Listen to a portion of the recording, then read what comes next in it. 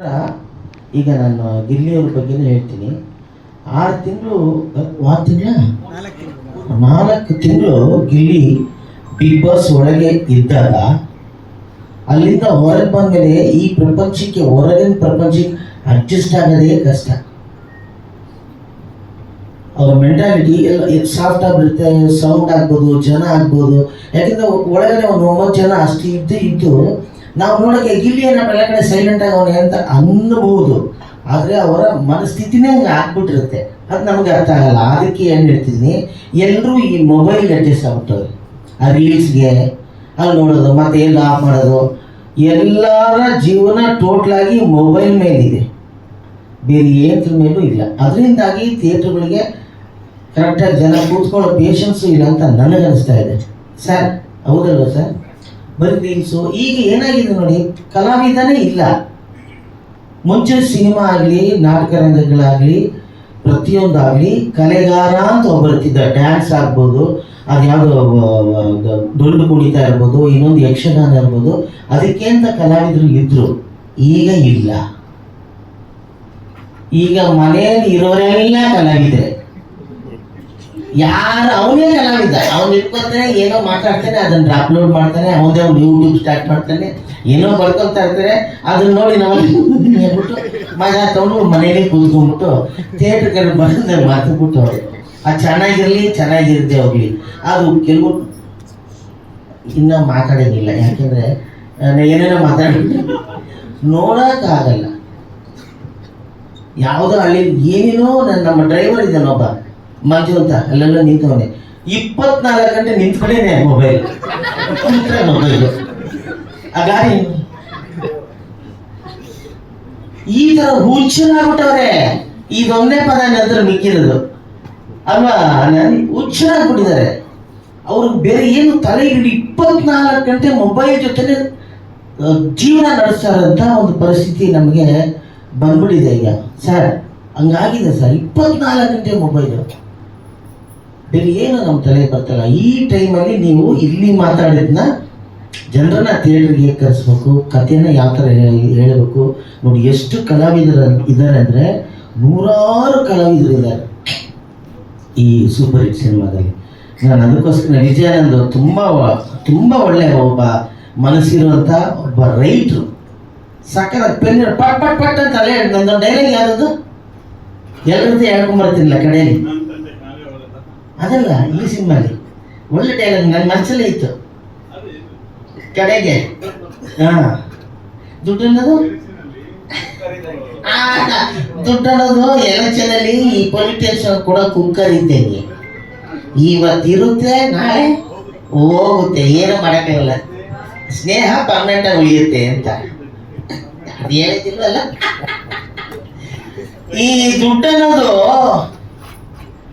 Election ಟೈಮಲ್ಲಿ ಈ politicians ಮಾರೋ ಅಥವಾ ಕೊಡೋ ಕುಕ್ಕರ್ ಇದ್ದಂಗೆ, ಅದು ಇರುತ್ತೆ ನಾಳೆ ಹೋಗುತ್ತೆ ಅಲ್ಲಮ್ಮ. ಆದರೆ ಸ್ನೇಹ ಹಂಗಲ್ಲ, ಅದು ನಮ್ಮ ಪುಟ್ಕೋಸಿ ಇದ್ದಂಗೆ ಯಾವಾಗಲೂ ನಮ್ಮ ಜೊತೆನೇ ಇರುತ್ತೆ ಅನ್ನೋದು, ಅದು ಸ್ನೇಹ ಅನ್ನೋದು ಅಂತ ಹೇಳಿದ್ದೀವಿ. 2-3 ಡೈಲಾಗ್ ನಾಡಿದ್ದು ಪ್ರಸಾದ ನಮಸ್ಕಾರ ಹೇಳಿದ್ದೀನಿ. ತುಂಬ ಚೆನ್ನಾಗಿ ನನಗೆ ಈ ಸಿನಿಮಾದ ಅನಿಸೋದು ಕಾಮಿಡಿ. ಕತೆ ಹೇಗಿದೆ, ಕತೆ ಹೆಂಗಿರುತ್ತೆ ಅದೆಲ್ಲ ಈಗಿನ ಜನ್ರೇಷನ್ ಜನಕ್ಕೆ ಬೇಕಾಗೇ ಇಲ್ಲಮ್ಮ. ಏನು ನಮ್ಮನ್ನು ಎಂಟರ್ಟೈನ್ ಮಾಡ್ತಾರೆ, ಏನು ನಗಿಸ್ತಾರೆ ಅನ್ನೋದೇ. ಅದರಲ್ಲೂ ನಿಮ್ಮ ಪರ್ಫಾರ್ಮೆನ್ಸ್ ನನಗೆ ಭಾಳ ಇಷ್ಟ ಆಯಿತು. ಗೌರವ್ ಎಷ್ಟು ಈಸಿಯಾಗಿ ಲೀಲಾಜಾಲವಾಗಿ ಟೆನ್ಷನ್ನೇ ಮಾಡ್ಕೊಳ್ಳಲ್ಲ ಹುಡುಗರು. ನಾವು ತುಂಬ ತಲೆ ಕೆಡಿಸ್ಕೊಂಡ್ಬಿಟ್ಟು ಓವರ್ ಎನರ್ಜಿ ಹಾಕಿ ಪಲ್ಟಿ ಹೊಡೆದು ಹಿಂಗೆಲ್ಲ ಬಂದ್ವಿ 35 ವರ್ಷ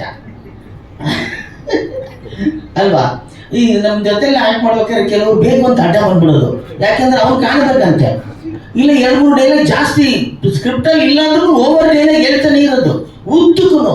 ಯಾಕ್ರಿ ಸ್ಕ್ರಿಪ್ಟಲ್ಲಿ ಇಲ್ವಲ್ಲೇ, ನಾವು ಕಾಣ್ಬೇಕಲ್ಲ ಜನರಿಗೆ, ನಾನು ಹೈಲೈಟ್ ಆಗಬೇಕು ಅನ್ನೋದು ಅದಲ್ಲ. ಸುಮ್ಮನೆ ಸೈಲೆಂಟಾಗಿ ಇದ್ರೂ ಹೈಲೈಟ್ ಆಗಿಬಿಡುತ್ತೆ. ಒಂದೇ ಡೈಲಾಗ್ ಹೈಲೈಟ್ ಆಗ್ತಾ ಹೋಗುತ್ತೆ, ಗೌಡ ಮಂಡಿ ಚಂದಿರ್ತ. ಆ ರೀತಿಯಲ್ಲಿ ತುಂಬ ಚೆನ್ನಾಗಿ ಮಾಡ್ಕೊಂಡು ಹೋದ್ರಿ ನೀವು. ಆಮೇಲೆ ಅವ್ರಿಗೆ ನಾನು ಒಂದು ಮಾತು ಹೇಳಿದ್ದೆ, ನೀವು ಅಸೋಸಿಯೇಟ್ ಆಗಿ ವರ್ಕ್ ಮಾಡಿದ್ರಿ ಸಿನಿಮಾದಲ್ಲಿ. ಅವಾಗ ನಾನು ಹೇಳಿದೆ, ಇಲ್ಲಮ್ಮ ಯಾಕೆ ನೀನು ಇಲ್ಲಿ ಬಂದು ಇದು ಮಾಡ್ತಾ ಇದ್ದೆ, ಹೀರೋಯಿನ್ ಏನು ಬೇರೆ ಮಾಡೋ ಅಂತ ಹೇಳ್ದಲ್ಲ ನಿನಗೆ. ನೋಡಿ ಹೀರೋಯಿನ್ನೇ ಆಗ್ಬಿಟ್ಲಿ ಅವರು. ಆ ರೀತಿ ನಿಮಗೆ ಆ ಸಿನಿಮಾಗೆ ಈಗ ಪಬ್ಲಿಸಿಟಿ ಆ್ಯಕ್ಚುಲಿ ಅವಶ್ಯಕತೆ ಇದೆ. ಆದರೂ ಕೂಡ ನಿಮ್ಮ ಸಿನಿಮಾ ನೀವು ಏನು ಹೆಸರಿಟ್ಟಿದ್ರೋ ಅದು ಆಲ್ರೆಡಿ ಸೂಪರ್ ಹಿಟ್ ಆಗಿದೆ. ಯಾಕೆಂದರೆ ಇವ್ರಿಗೆ ದೇವರ ಆಶೀರ್ವಾದ ಭಾಳ ಚೆನ್ನಾಗಿದೆ. ಥಿಯೇಟ್ರಿಗೆ ಜನ ಬಂದೇ ಬರ್ತಾರೆ, ಸಿನಿಮಾ ಓಡುತ್ತೆ, ಚೆನ್ನಾಗಿದ್ರೆ 100 ಡೇಸು ಓಡುತ್ತೆ. ನಿಮ್ಮ ಟೈಟ್ಲಿಗೆ ಯಾಕೆ ಹೇಳ್ತಿದ್ದೀನಿ ಅಂದರೆ ಇವ್ರಿಗೆ ಇವಾಗ ಒಂದು ಕೈಯಲ್ಲಿ ಒಂದು ಏನು ಕರೆಕ್ಟಾಗಿ ಒಂದು ಅಸ್ತ್ರ ಸಿಕ್ಬಿಟ್ಟಿದೆ, ಅದೇ ಗಿಲ್ಲಿ. ನಾವು ಸ್ವಲ್ಪ ಓಪನ್ ಮಾರ್ಕೆಟ್.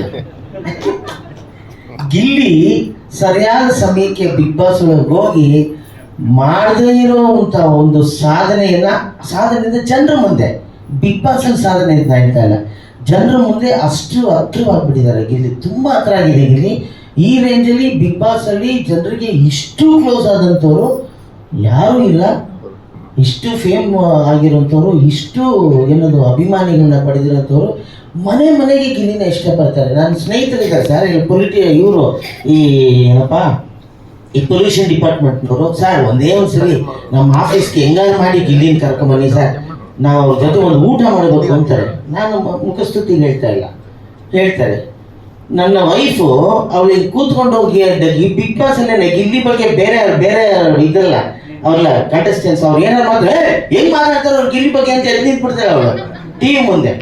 ಅಂತ ಫ್ಯಾನ್ಸ್ ಇರಬೇಕಾದ್ರೆ ನಿಮ್ಮ ಸಿನಿಮಾ ಟೈಟ್ಲು ಏನೇ ಸೂಪರ್ ಹಿಟ್ಟು ಬಂದೇ ಬರ್ತಾರೆ. ಅದರಲ್ಲೂ ಇಡೀ ಕರ್ನಾಟಕದ ಜನ ಗಿಲ್ಲಿಗೆ ಫ್ಯಾನ್ಸ್ ಆಗಿದ್ದಾರೆ. ನೀವು ಅದನ್ನು ಹಂಗೆ ಉಳಿಸ್ಕೊಳ್ಳಿ. ಫ್ಯಾನ್ಸ್ ತುಂಬ ಜನ ಇರ್ತಾರೆ, ಜೋರಾಗಿ ಫ್ಯಾನ್ ಹಾಕ್ಬಿಡ್ತಾರೆ, ಸುಳ್ತು ಬಿಡ್ತಾರೆ. ಅದನ್ನು ನೋಡೋಣ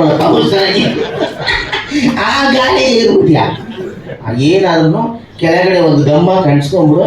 ಯಾವ ಫ್ಯಾನಿಗೂ ನೀನು ಗಾಳಿಗೆ ಹೋಗದಂಗೆ ಸ್ಟ್ರಾಂಗ್ ಆಗಿರೋ ಲಾಂಗ್ ಸ್ಟ್ಯಾಂಡಲ್ಲಿ ನೀವು ಇರ್ತೀರ. ಸೊ ಅದಿರೋದ್ರಿಂದ ನಿಮಗೆ ಯಾವ ರೀತಿ ಬಿಸ್ನೆಸ್ಸಲ್ಲೂ ತೊಂದರೆ ಆಗಲ್ಲ, ಏನೂ ಆಗಲ್ಲ. ಆದರೆ ನಮ್ಮ ಎಲ್ಲ ಪತ್ರಕರ್ತರ ಮತ್ತು ನಮ್ಮ ಮೀಡಿಯಾ TV ಮೀಡಿಯಾದವರ ಆಶೀರ್ವಾದನೂ ಬೇಕು, ಅವರ ಬೆಂಬಲನೂ ಬೇಕು, ಆಮೇಲೆ ಅವರ ಪ್ರಚಾರನೂ ಬೇಕು. ಅದನ್ನು ಮಾಡಿ ಅಂತಲೇ ಇದೊಂದು ವೇದಿಕೆ ಸೃಷ್ಟಿ ಮಾಡಿದ್ದಾರೆ ಸರ್. ಯಾರು ಏನೇನೇ ನಮಗೆ ನಾವೇ ಹೊಗಳ್ಬೇಕಾಗಿರೋದು ಯಾರು? ಜನ ಥಿಯೇಟ್ರಿಗೆ ಬರಬೇಕು. ನೀವು ಆ ಕೆಲಸ ಮಾಡಿ ಅಂತ ಹೇಳ್ತಾ ಡಾಕ್ಟರ್ ನಾಗೇಂದ್ರ ಪ್ರಸಾದ್ ಅವರು ಬಂದ್ಬಿಟ್ಟಿದ್ದಾರೆ. ಬನ್ನಿ ಸ್ವಾಮಿ.